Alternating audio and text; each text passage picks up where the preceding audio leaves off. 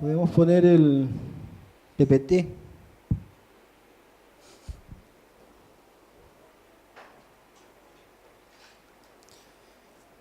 Y vamos a ir a Apocalipsis 19:1.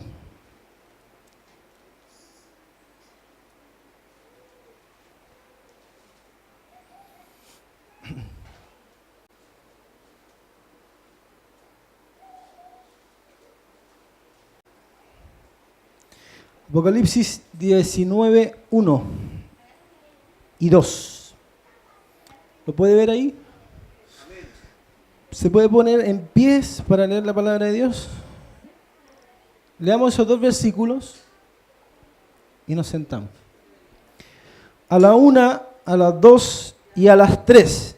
Después de esto, oí una gran voz como una multitud en el cielo que decía: Aleluya, salvación y honra y gloria y poder son del Señor Dios nuestro. Porque tus juicios son verdaderos y justos, pues has juzgado a la gran ramera que ha corrompido a la tierra con su fornicación y ha vengado la sangre de sus siervos de la mano de ella. Puede sentarse. Dice Apocalipsis 19:1. Después de esto oí.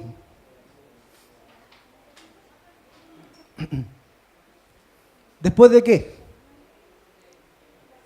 Después de esto. ¿Pero qué es esto?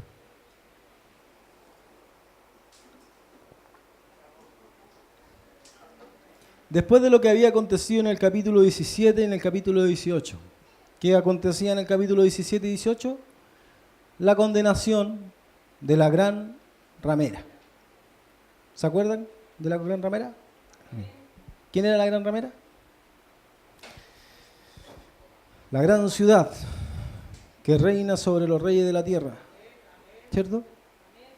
Entonces, el capítulo 19, en la continuación de los otros dos. ¿Cierto? Por eso dice, después de esto, oí una gran voz de gran multitud en el cielo que decía: Aleluya, la salvación y la honra y la gloria y el poder son del Señor Dios nuestro, porque sus juicios, ¿qué juicios? El de la gran ramera. Pues ha juzgado a la gran ramera, que ha corrompido a la tierra con su fornicación y ha vengado la sangre de sus siervos de la mano de ella. ¿Cómo se destruía a la ramera? ¿Cómo lo destruían? ¿Quién la destruía? Los 10 reyes. ¿Se acuerdan? ¿Se acuerdan que 10 reyes destruían a la gran ramera? Y los 10 cuernos que vistes en la bestia, estos aborrecerán a la ramera y la dejarán desolada y desnuda y devorarán sus carnes y la quemarán con fuego. Porque Dios ha puesto en sus corazones el ejecutar lo que Él quiso, ponerse de acuerdo y dar su reino a la bestia hasta que se cumplan las palabras de Dios. Y la mujer que has visto es la gran ciudad que reina sobre los reyes de la tierra. Entonces, sus juicios son verdaderos y justos. Y continúa en el 19:3. Otra vez dijeron: Aleluya, y el humo de ella sube por los siglos de los siglos. Y los 24 ancianos y los 4 seres vivientes se postraron en tierra y adoraron a Dios, que estaba sentado en el trono, y decían: Amén, aleluya. Y salió del trono una voz que decía: Alabad a nuestro Dios todos sus siervos, y los que le teméis, así pequeños como grandes. Y sigue en el 6. Y oí una voz, y oí como la voz de una gran multitud, como un estruendo de muchas aguas, y como la voz de grandes truenos que decía: Aleluya, porque el Señor nuestro Dios Todopoderoso reina. Gocémonos y alegrémonos y démosle gloria, porque han llegado las bodas del Cordero, y su esposa se ha preparado, y a ella se le ha concedido que se vista de lino fino, limpio y resplandeciente, porque el lino fino es las acciones justas de los santos.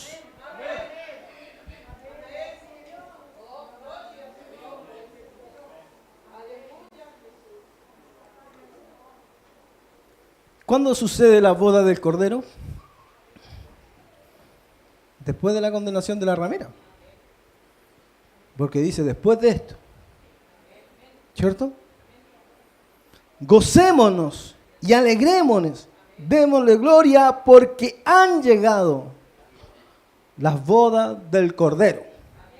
Y su esposa se ha preparado y ella se le ha concedido que se vista de lino fino, limpio, resplandeciente, porque el lino fino es las acciones justas de los santos. ¿Qué es la vestimenta que tiene la mujer? ¿Qué es la esposa? En Apocalipsis vemos 3 mujeres. Apocalipsis 12:1, hay una mujer que está vestida del sol con la luna bajo sus pies, ¿se acuerdan? Es Israel. Después vemos en Apocalipsis 17 y 18 a una mujer sentada sobre una bestia roja, la ramera.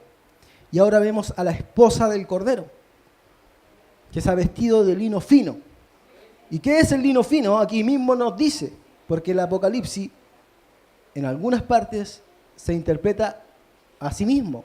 Dice que el lino fino son las acciones justas de los santos. Cuando un santo se viste de acciones justas, se está vistiendo de lino fino, limpio y resplandeciente. Pero las bodas del Cordero, ¿cuándo suceden? Muchas veces a nosotros se nos ha enseñado, o se nos enseñó que las bodas del Cordero era en la segunda venida de Jesús invisible, y se producía el rapto, íbamos a estar 7 años en el cielo celebrando las bodas del Cordero. Porque según los que creen eso, los matrimonios judíos se celebraban por 7 días. Y como eran 7 días, era 1 año por día y eran 7 años arriba en el cielo. Pero la Biblia en ningún momento dice que las bodas del Cordero duran 7 años. En ese caso vendría siendo la cena del Cordero y no las bodas del Cordero. Pero, ¿en dónde se basa este tema de decir que las bodas del Cordero se toma como algo completamente literal o no? Muchos se basan en los evangelios donde Jesús habla de bodas del Cordero o habla de bodas, y ahí muchos se basan para decir que es una boda literal. Yo creo que sí es una boda espiritual. Pero realmente la iglesia va a subir 7 años al cielo y va a estar danzando, alabando, gritando, mientras aquí está quedando la escoba. ¿Eso es lo que significan las bodas del Cordero? Jesús habló en parábolas. Pasemos al siguiente. ¿Qué es una parábola? ¿Usted sabe qué es una parábola?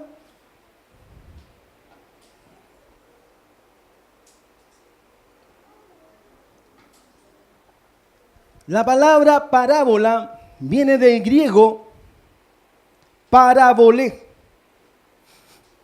El diccionario Strong dice: similitud, narración ficticia, símbolo de una vida común conllevando una norma. Apotegma o refrán, sentido figurado, comparación, parábola, refrán, símbolo. Ya estamos viendo que una parábola no es algo literal, es un símbolo. Según lo que dice el diccionario Strong. ¿Qué es el diccionario Strong? Es un diccionario que todas las palabras del Nuevo Testamento están escritas. El Nuevo Testamento está escrito en griego, ¿cierto? El Antiguo Testamento está escrito en hebreo y en arameo. El Nuevo Testamento en griego.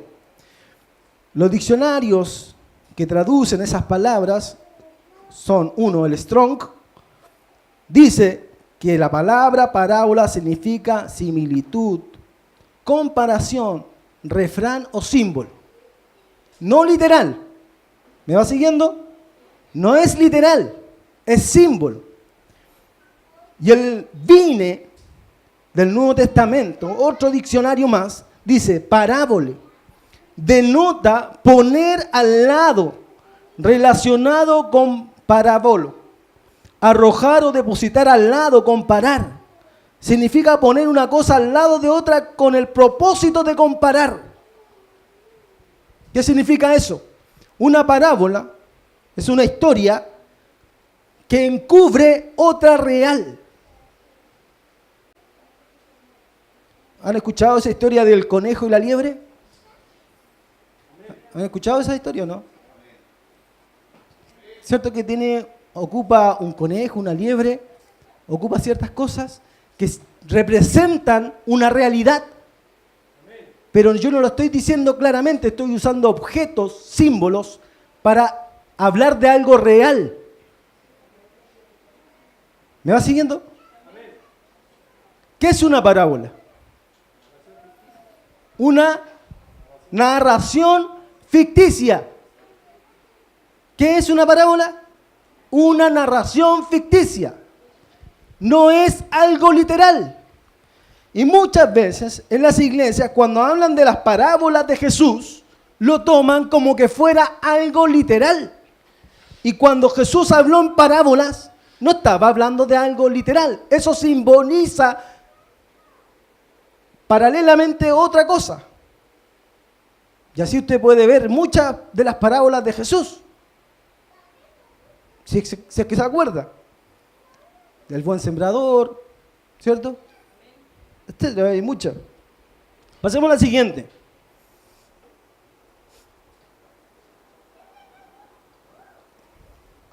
Aquí vamos a ver si realmente las bodas del Cordero son una fiesta literal en el cielo por 7 años, bailando, saltando y celebrando. Si es eso lo que significa las bodas del Cordero. Algunos, por ejemplo, Jesús aquí hablando con los fariseos dice, y con los discípulos de Juan, dice, entonces vinieron a él los discípulos de Juan diciendo, ¿por qué nosotros y los fariseos ayunamos muchas veces y tus discípulos no ayunan? Jesús les dijo, ¿acaso pueden los que están de bodas? ¿Las bodas del Cordero cuándo son? Cuando Jesús viene, ¿cierto? Pero Jesús dijo, ¿acaso los que están de bodas? O sea, en ese momento, cuando Jesús estaba con los discípulos, tener luto, entre tanto que el esposo está con ellos, pero vendrán días cuando el esposo les será quitado y entonces ayunarán. Aquí, Jesús, en este pasaje, ¿está hablando de las bodas del Cordero? No, no está hablando de las bodas del Cordero. Está hablando de otra cosa, pero ocupa la palabra bodas y esposo. ¿Qué significaba esto? ¿Qué es lo que le está diciendo Jesús a los discípulos de Juan el Bautista? A ver, dicen ellos, nosotros ayunamos muchas veces, los fariseos también dicen ayunamos muchas veces, pero tus discípulos nunca ayunan. Y Jesús le dice, ¿acaso pueden los que están de bodas, los que están en fiesta? A ver, imagínense usted una boda. ¿Qué es una boda? Es una celebración, ¿cierto? ¿O es un luto? Es una celebración. ¿Y usted en una celebración come o no come? Come. ¿Cierto? Usted come. Cuando usted va a un cumpleaños, ¿usted va a comer o no va a comer? Va a comer. Cuando está en una fiesta de bodas, lo que Jesús le está diciendo, cuando usted está en una fiesta de bodas, no está hablando de la boda del Cordero, está hablando de cualquier boda, de cualquier tipo de boda. y está el esposo con su amigo, ellos no se ponen a ayunar, ellos se ponen a comer, a celebrar. Entonces, ¿cómo puede ser, dice ellos, que estando aquí el esposo, nos pongamos a ayunar? Después, cuando yo me vaya, ellos van a ayunar. Pero por mientras estamos celebrando. Y por eso que mis discípulos, mientras estén conmigo, no ayunan. Eso es lo que le está diciendo. Otra cosa, pasemos al siguiente. Algunos dicen que, viste aquí dice, y vosotros sed semejantes a hombres que aguardan a que su Señor regrese de las bodas. ¿Ve? Que hay dos venidas, una cuando Jesús se lleva a las bodas y después cuando vuelve y regresa de las bodas. Pero aquí Jesús no está hablando de eso. Estén ceñidos vuestros lomos y vuestras lámparas encendidas y vosotros ser semejantes. Vosotros. ¿A quién le está hablando? A los discípulos, a sus discípulos, a los apóstoles. Ser semejante a hombres que aguardan a que su Señor regrese de las bodas, para que cuando llegue y llame, le abran enseguida. Y aquí no está hablando tampoco de las bodas del Cordero. Él está haciendo una analogía cuando un patrón de fundo se iba a una fiesta, a una celebración de boda de cualquier tipo de persona. El siervo tenía que esperar que llegara su señor a golpear la puerta y él tenía que estar despierto para abrirle. Pasemos al siguiente. Bienaventurados aquellos siervos a cuales su señor cuando venga, y él está haciendo una analogía en cuanto a lo que hacían los patrones de fondo cuando iban a una celebración de boda y regresaban. A él cuando iba a ir al cielo, lejos, iba a volver. Pero él no iba a ir a una boda. Él iba a ir al cielo y volver. Está comparando ambas cosas. Una celebración de bodas, que podía ir un patrón de fondo, con él, que es el Señor. Bienaventurados aquellos siervos a los cuales su Señor cuando venga. ¿Quiénes son estos siervos? Los que se quedaron en el rapto, los apóstoles, se quedaron en el rapto. No, son los que no fueron con su Señor a esas supuestamente bodas. Jesús se fue al cielo y el patrón de fondo se va a una celebración, puede ir a un cumpleaños, puede ir a una boda, no sé, pero regresó tarde. Ese siervo tiene que estar esperando a su Señor. Cuando venga le halle velando. Y ahí está la analogía con él.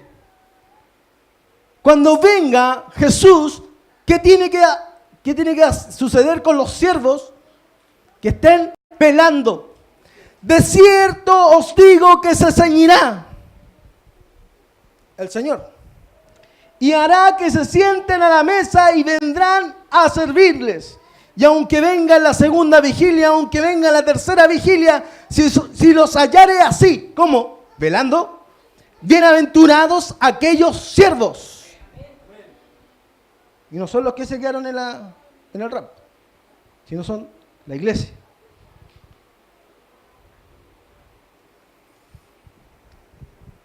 Pasemos al siguiente.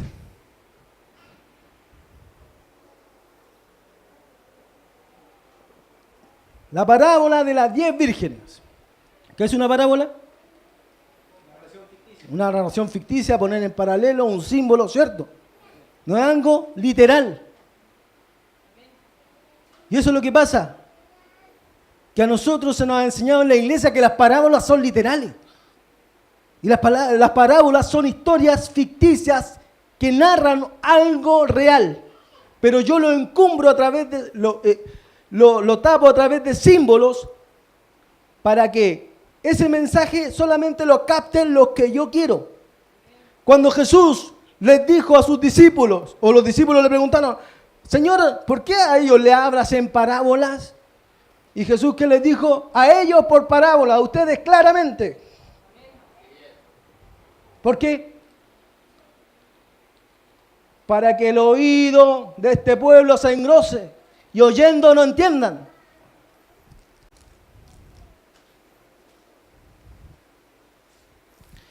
Dicen las vírgenes, aquí ya estamos hablando de las bodas del Cordero. Estas sí son las bodas del Cordero. Más las prudentes, ¿se acuerdan que habían 5 insensatas y 5 prudentes? ¿Sí? Más las prudentes respondieron diciendo, para que no nos falte a nosotras y a vosotras, y más bien a los que venden y comprad para vosotras mismas.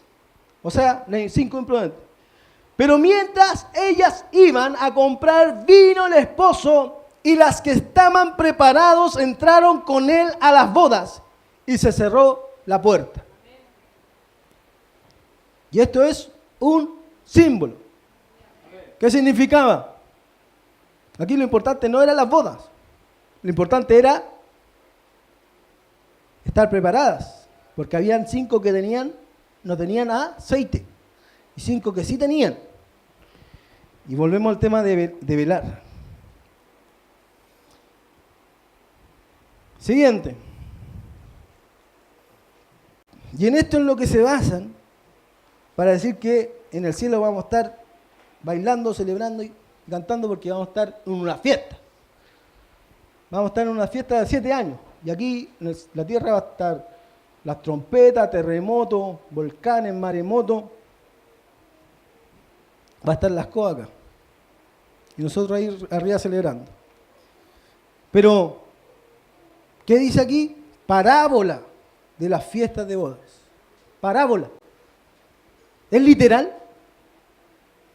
Es simbólico. Respondiendo Jesús les volvió a hablar en parábolas, diciendo, el reino de los cielos es semejante a un rey que hizo fiesta de bodas a su hijo. Un rey que hizo de fiesta de bodas a su hijo, ¿cierto? Un rey, Dios, el Hijo, Jesús. Y envió a su siervo a llamar a los convidados a las bodas. Mas estos no quisieron venir. ¿Quién eran estos convidados a las bodas?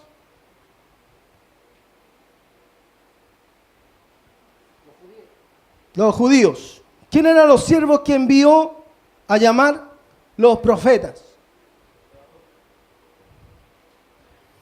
Volvió a enviar otro siervo. Estos son los apóstoles. Los primeros, profetas. Segundo, apóstoles. Los primeros hablaron de un Mesías. Iba a venir un Mesías. ¿Conocieron al Mesías? No lo conocieron. Los segundos lo vieron. Mayor es el apóstol que el profeta. ¿Por qué? Porque el profeta habló de alguien que iba a venir, pero no lo pudieron ver. El apóstol lo vio físicamente. Y por eso que también no creemos en los nuevos apóstoles. Porque los apóstoles bíblicos vieron físicamente a Jesús. Y el mismo Jesús, con su boca, físicamente aquí en la tierra, los envió. Volvió a enviar otros siervos, diciendo, decid a los convidados. ¿Se acuerdan que el reino de los cielos es semejante a un rey que hizo boda a su hijo? He aquí he preparado mi comida, mis toros y mis animales engordados han sido muertos y todo está dispuesto. Venid a las bodas. Las bodas es algo simbólico. ¿Qué representa? Significa el nuevo pacto, la gracia, la unión de Israel con el Mesías. Y que Israel no quiso aceptar al Mesías. Mas ellos, sin hacer caso, ¿qué hicieron? ¿Qué hizo Israel? No hizo caso. No vino a unirse al Hijo. No vino a unirse al Hijo de ese rey que estaban celebrando su fiesta de boda. La boda en este sentido es la unión, es el convidado que tiene que venir a ver a este hijo que se va a casar. Pero ellos, sin hacer caso, se fueron, uno a su labranza y otros a sus negocios, y otros tomando a los siervos los afrentaron y los mataron.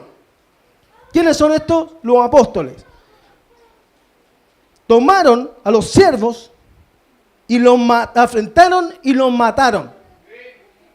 ¿Pasó eso o no? Al oírlo el rey se enojó y enviando sus ejércitos. ¿Quién es el rey? Dios. ¿Quién es el rey? Dios. ¿Y quién envió a los ejércitos? ¿Le parece raro que Dios haya mandado un ejército para destruir Israel? Destruyó aquello homicida y quemó su ciudad. ¿Cuándo sucedió esto? En el año 70 después de Cristo, cuando Jerusalén fue quemada, fue quemado el templo. Y todos los que estaban ahí adentro estaban sitiados por el Imperio Romano. ¿Cuál será en estos ejércitos en este caso? El Imperio Romano. Pero usted me va a decir, ¿cómo el Imperio Romano va a ser enviado por Dios? ¿O no se acuerda que los 10 reyes que se van a unir con el anticristo dice, y Dios puso en sus corazones, en los corazones de los 10 reyes, hacer lo que Dios quiso? Por ende, Dios es soberano de todas las cosas que suceden. Y cuando un ejército, aunque sea contrario a Dios, sea contrario al cristianismo, hace la voluntad de Dios, porque Dios lo permite, Él se adjudica esa voluntad. Porque así siempre sucedió con Faraón. Cuando Moisés, Dios lo mandó a Faraón, dice, y yo endureceré el corazón de Faraón. Pero, ¿qué? ¿Dios le metió la mano y endureció el corazón del Faraón? No, Dios sabía que él, por las palabras de Moisés, se iba a endurecer. Entonces él atribuía que ese endurecimiento propio del Faraón era por parte de él. Y así Dios envió a un ejército por voluntad de él, porque él lo permitió para destruir Jerusalén en el año 70 después de Cristo. Y esto fue escrito antes del año 70. Entonces dijo a sus siervos, las bodas a la verdad están preparadas. Y estamos hablando de bodas parábola, no literal. ¿Cierto? Eso significa parábola. ¿Las bodas son algo literal o algo simbólico? ¿Las fiestas de bodas son algo literal o algo simbólico? La palabra parábola significa algo simbólico. Un relato ficticio. Poner en paralelo, ocultar bajo símbolos algo real. ¿Eso significa o no? Entonces dijo su siervo, las bodas a la verdad están preparadas, mas los que fueron convidados no eran dignos. ¿Quién eran? Los judíos. Id pues a la salida de los caminos y llamad a las bodas a cuantos halléis. ¿Quiénes son estos? Nosotros los gentiles, juntamente judíos y gentiles. Y saliendo los siervos por los caminos, juntaron a todos los que hallaron, juntamente malos y buenos. Porque en la iglesia no solamente hay personas buenas, también hay personas malas. Nosotros nos podemos pintar aquí, poner una corbatita, poner una camiseta y unos pantalones y podríamos parecer angelitos. Nos falta la pura aurora y la alita. Pero por dentro somos más malos que la maldad. Por eso dice, juntaron a todos, malos y buenos. En la iglesia hay personas malas y buenas. En la iglesia hay personas que son dadivosas, que son bondadosas, y hay personas que son avaras, que son codiciosas, que son peladoras, que tienen malas intenciones sexuales, de tirar las manos. ¿Es así o no? En la iglesia hay personas malas y buenas. No porque usted lo vea con una corbata a alguien o vestida de evangélica con su faldita abajo de la rodilla significa que es una persona buena. La palabra de Dios dice que antes bien todas las cosas están desnudas a Dios y abierta a sus ojos, a quien tenemos que dar cuenta. Nosotros tenemos dos cosas, lo que nosotros aparentamos y lo que nosotros somos. Lo que nosotros aparentamos es lo externo y lo que somos es lo interno. Yo, delante suyo, le puedo dar limón ahí a alguien, o puedo ser sumamente amable, Uy, hermanito, siéntese aquí. Y por dentro soy envidioso. Soy malintencionado. Hay otro cantante y le pego un codazo. Hay otro predicador, le bajo el volumen. Le bajo el volumen del micrófono. Le echo a perder la pista. Se me cortó la cuerda. Hay malo y bueno, ¿no? En la iglesia hay malo y bueno. No porque usted lo vea vestido de evangélico, no porque usted lo vea vestido de sacerdote católico, no porque usted lo vea vestido de mormón o de testigo de Jehová, significa que es una persona buena. El único que sabe quién es bueno y quién es malo es Dios, que escudriña la mente y el corazón y que pagará a cada uno según sea su obra.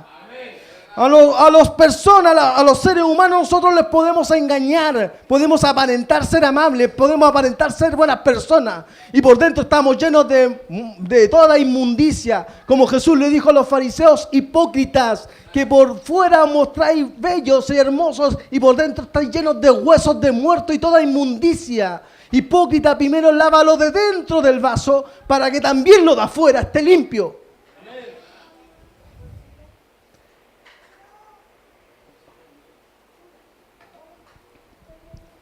Y entró el rey para ver a los convidados. Y halló a un hombre que no estaba vestido de boda. ¿Se acuerdan que en Apocalipsis hablaba de que eran lino fino y resplandeciente? ¿Qué es? La acción es justa de los santos. Y este tenía apariencia nomás, pero nunca se vistió de boda. Nunca hizo nada bueno. Y algunos dicen que las obras no salvan. O sea que no hay que hacer ninguna obra. Con creer en el corazón estamos listos. Pero aquí dice que las acciones justas es el vestimenta de los santos. Y en el siguiente dice, y le dijo, amigo, ¿cómo entraste aquí sin estar vestido de boda? Mas él enmudeció. Entonces el rey dijo a los que servían, atadle de pies y manos y echadle las tinieblas de afuera. Allí será el lloro y el crujir de dientes, porque muchos son los llamados y pocos los escogidos. Aquí hay muchos llamados, pero hay pocos que se han vestido de bodas. Lo que Dios quiere es que esto externo sea igual a lo interno. Que si yo doy dinero es porque lo siento de corazón y no por apariencia. Que si yo me visto de evangélico sea realmente cristiano y no que aparente ser cristiano. El mundo está lleno de personas hipócritas. ¿Qué es hipócrita? Una persona que actúa. De ahí viene la palabra hipocatrizo del griego. Es una persona que asumía un papel en una obra de teatro. Entonces cuando Jesús le decía a los fariseos hipócritas, le estaba diciendo, ustedes simulan ser personas buenas, pero son personas malas internamente. Y era verdad, no querían matar a Jesús.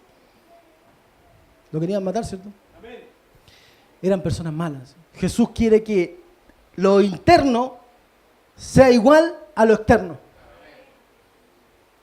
Que si yo tengo pensamientos, deseos, sentimientos sucios, malos, de estafar, de robar, de mentir, de cualquier índole, sea lo que yo refleje. Porque lo que está dentro del corazón habla la boca. Porque del interior salen los malos pensamientos, las fornicaciones, los robos, los hurtos, dice Jesús. Esto interno es lo que primero hay que cambiar. Todo lo malo que tenemos. El pelambre. La envidia. La envidia cuando vemos a alguien que tiene algo más que uno, ese sentimiento es malo para Dios. No aparentes que, oh, te felicito por tu auto. Y por dentro, ay, ojalá que choquí. Eso es lo que Dios no quiere. Quiere que lo que yo digo es porque lo siento. Sea uno en personalidad, en persona y personalidad. No que represente algo que no soy, que no sea hipócrita, que no esté asumiendo un papel. Que esté fingiendo ser alguien bueno cuando por dentro soy una persona que lo único que desea es mal al otro. Eso es lo que Dios no quiere. Y echarle a las tinieblas de afuera, que es el juicio final o el último juicio, que es la ira de Dios.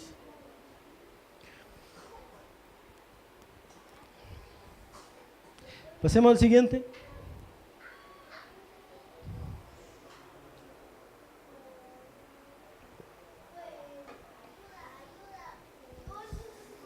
En Apocalipsis, nuevamente, Jesús, ¿cierto? Él es el esposo, ¿cierto? Hay una boda, ¿cierto?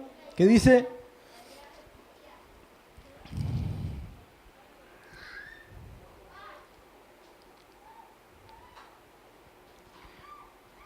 bienaventurados los que son llamados a la cena de boda del Cordero, ¿cierto?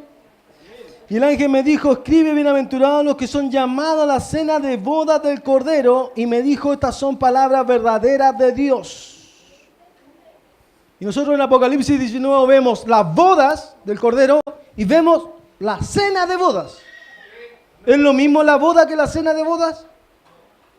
O sea, es un solo evento, pero son cosas distintas. La boda, ¿qué es una boda? Es la unión de un hombre y una mujer. Por lo tanto, dejará al hombre a su padre y a su madre, dejará a su padre y a su madre y se unirá a su mujer y los dos serán una sola carne. ¿Cierto? ¿Y la cena qué es? La celebración de la boda. Pero la celebración de la boda es en el cielo, literal. Vamos a ver qué dice Apocalipsis. Pero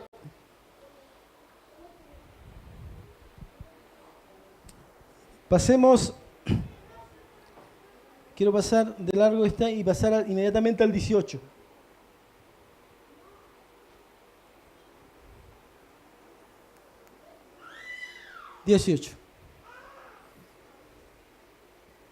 No, Apocalipsis 19 y 17. Acá. Las bodas y las cenas de bodas. ¿Es lo mismo? No. ¿Las bodas significa algo literal que vamos a estar celebrando ahí arriba? Tampoco, porque es una parábola. Y vi a un ángel que estaba en pie en el sol y clamó a gran voz diciendo: a todas las aves que vuelan en medio del cielo, venid y congregaos a la gran cena de Dios. Y esta cena es literal. Vamos a sentarnos con una bebida, con carnecita. Eso es la cena de Dios.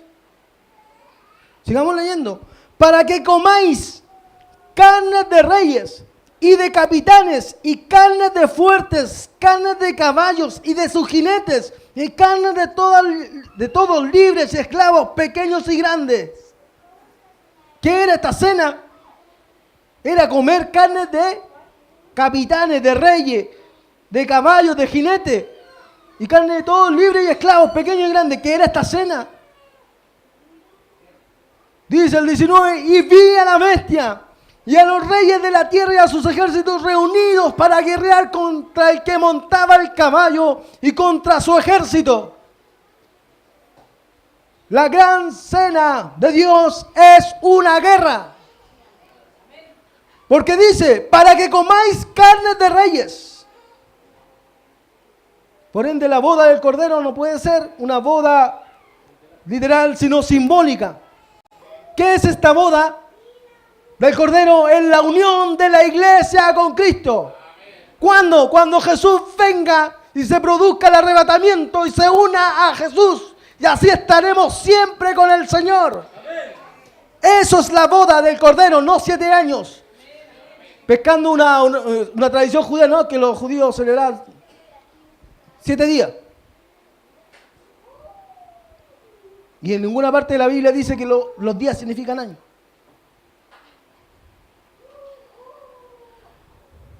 Siguiente.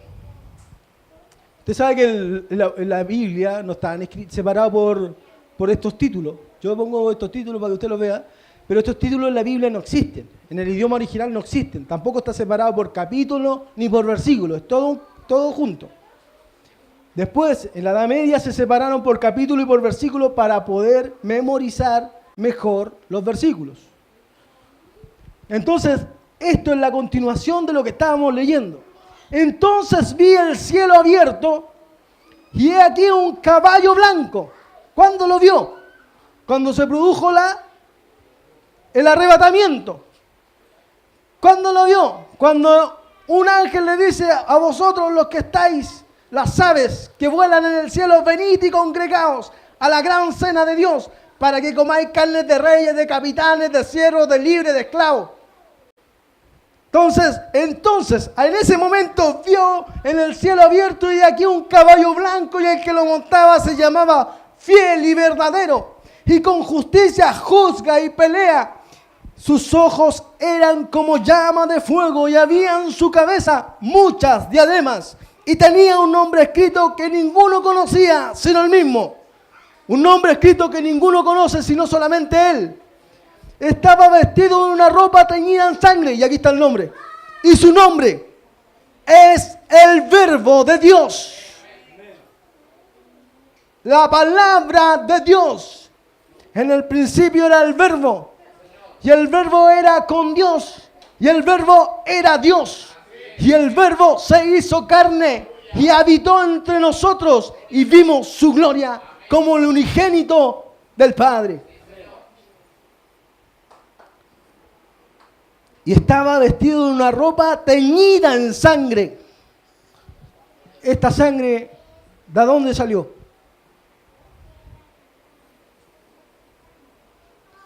Muchos creen que esta sangre se refiere a la sangre que derramó Jesús en la cruz. Pero nosotros leyendo Isaías encontramos otra cosa.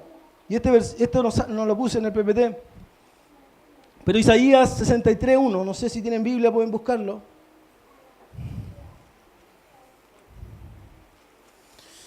Los que no tienen Biblia, júntese con un cristiano para que puedan leer la Escritura.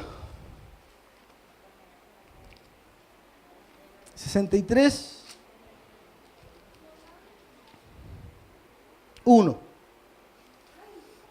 Y aquí vamos a ver por qué el Verbo de Dios viene teñido en sangre. ¿Lo tenemos? ¿Quién es este que viene de Edom, de Bosra, vestido de rojos? ¿De qué color es la sangre? ¿Sabe por qué viene de Bosra o de Edom? Edom era famoso por sus viñedos. Y que cuando usted se mancha con uvas, se pone rojo, ¿cierto? Y el lagar de la ira de Dios, ¿qué es? ¿Se exprimían qué? La uva. ¿Quién es este que viene de donde Bosra con vestidos rojos? Rojos.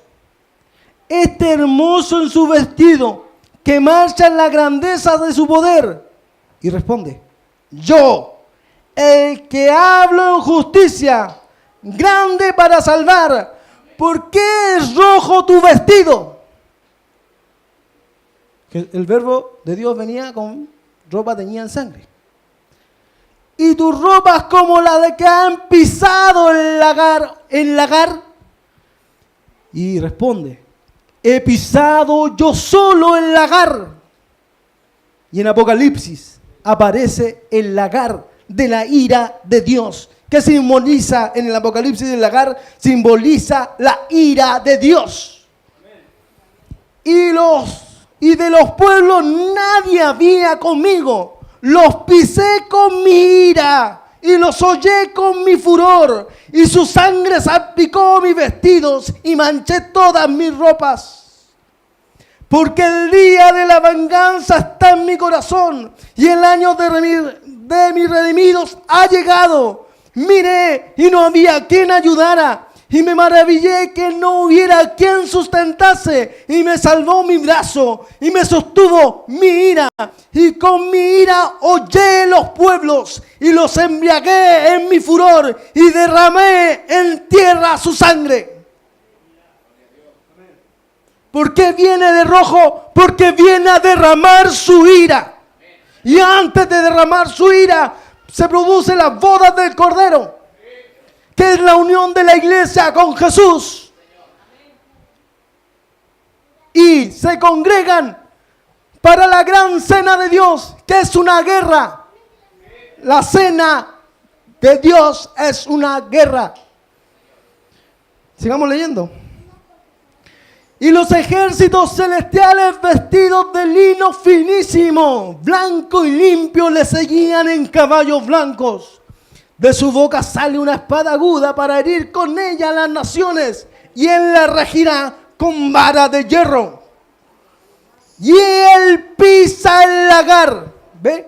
Lo mismo que Isaías. Él pisa el lagar del vino de su furor y de la ira de Dios Todopoderoso. Y en su vestidura y en su mulo tiene escrito este nombre: Rey de Reyes y Señor de Señores. ¿Qué significa esto? ¿Que Rey de los Reyes de la tierra y Señor de los Señores de la tierra? No. Los ejércitos celestiales le seguían: Rey de Reyes, Señor de Señores. Porque los ejércitos celestiales son la iglesia y los ángeles que vienen a la batalla de Armagedón. Sigamos leyendo. Y la bestia, ¿ve que era una guerra? Fue apresada, y con ella el falso profeta que había hecho delante de ella las señales con los cuales había engañado a los que recibieron la marca de la bestia y habían adorado a su imagen. Estos dos fueron lanzados vivos dentro de un lago de fuego que arde con azufre. En esta guerra es cuando se produce la ira de Dios. En esta guerra es cuando Jesús juzga a los reyes de la tierra. Los 10 reyes, juntamente con el anticristo, y todas las naciones sometidas al anticristo, van a hacer guerra contra el que montaba el caballo. ¿Se acuerdan de los 10 reyes, cierto? ¿Se acuerdan?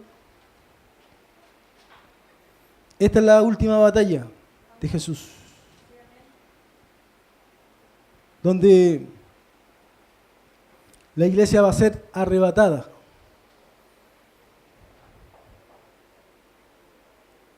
Y ese arrebatamiento se llama bodas, simbólicamente. ¿Qué es una boda? Es la unión de un hombre con una mujer. Pablo dice: los he desposado con un solo esposo. Y digo este misterio, ¿cierto? Que la iglesia es la esposa de Cristo. Por ende, cuando alguien lee que la boda del Cordero es una fiesta literal, no puede entenderse así, porque es una parábola. Y la parábola no es algo literal. Y los demás fueron muertos con la espada que salía de la boca del que montaba el caballo. Y todas las aves se saciaron de la carne de ellos. Y en este capítulo, las aves somos nosotros, la iglesia, que es la que acompaña a Jesús a la gran batalla del día de Dios Todopoderoso. Entonces, nosotros podemos ver que la unión de la iglesia con Cristo es la boda del Cordero. ¿Y estamos preparados para esas bodas? ¿Estamos vestidos de lino limpio y resplandeciente? ¿Son las acciones justas de los santos?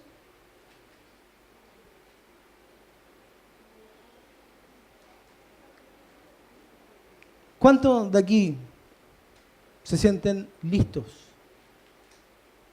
para unirse a Jesús? ¿Usted puede decir que no es hipócrita? ¿Usted puede decir que no tiene ningún pecado? Yo puedo estar bautizado. Yo puedo estar casado. Los católicos tienen la primera comunión, la confirmación. Y tienen muchas más. Usted puede tener todo eso. ¿Es necesario eso? Bueno, la Biblia habla del bautismo, el casamiento. Es necesario. Pero no sacas nada de estar bautizado y casado si por dentro estás lleno de huesos de muerto y toda inmundicia. No sacas nada si por dentro no te has purificado. Si por dentro todavía tenemos envidia. Si por dentro todavía tenemos enojos. Si por dentro todavía tenemos malas palabras. Si por dentro todavía tenemos murmuración. Si por dentro todavía tenemos codicia. Si por dentro todavía tenemos malos deseos. ¿No hemos vestido de las acciones justas de los santos? ¿Estamos vestidos de lino limpio, resplandeciente?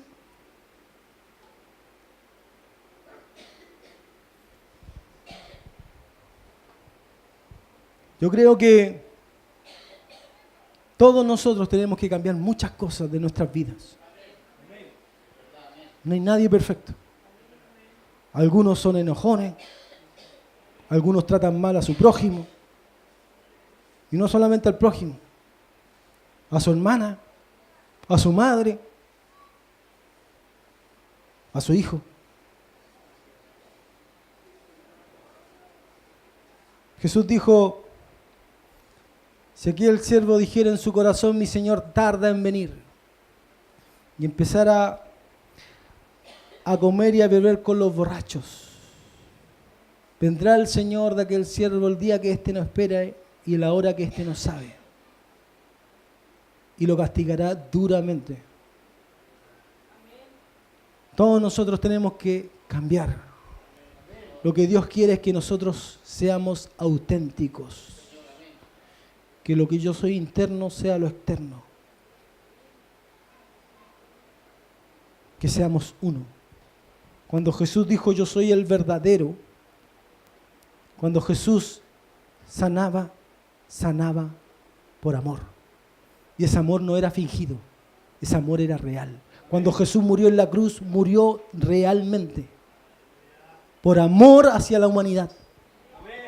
Y no fingía amor, sino que sentía amor. Y sintió tanto amor hacia la humanidad, que la palabra dice, porque de tal manera amó Dios al mundo, que ha enviado a su Hijo unigénito, para que todo aquel que en Él crea no se pierda, mas tenga vida eterna. Y esta es la condenación, que la luz vino al mundo, y los hombres amaron más las tinieblas que la luz, porque todos los que están en tinieblas no vienen a la luz, para que sus obras no sean manifiestas, que no son hechas en Dios. Por amor Jesús murió, pero un amor real. No como muchos de nosotros que no tenemos un amor real, solamente un amor fingido. Decimos que hay que amar al prójimo, pero en nuestros actos no lo hacemos. Decimos que hay que perdonar a mi hermano que me ofendió, pero en mi interior soy una persona rencorosa. Soy una persona que no me arrepiento de mis pecados, porque el odiar a un hermano, el tenerle mal a un hermano, el guardar rencor a un hermano, La Biblia dice que es un pecado. ¿Somos realmente lo que aparentamos? ¿O a quién queremos mentirle a las personas? Podemos mentirle a las personas, pero hay uno que nunca le vamos a mentir. Él conoce todos nuestros pecados, Él conoce todos nuestros defectos, Él conoce todas nuestras debilidades, Él conoce todas nuestras situaciones en las que estamos viviendo ahora. Él conoce nuestros deseos y nuestros sentimientos y nuestros pensamientos. A Él no le podemos mentir. Póngase en pie.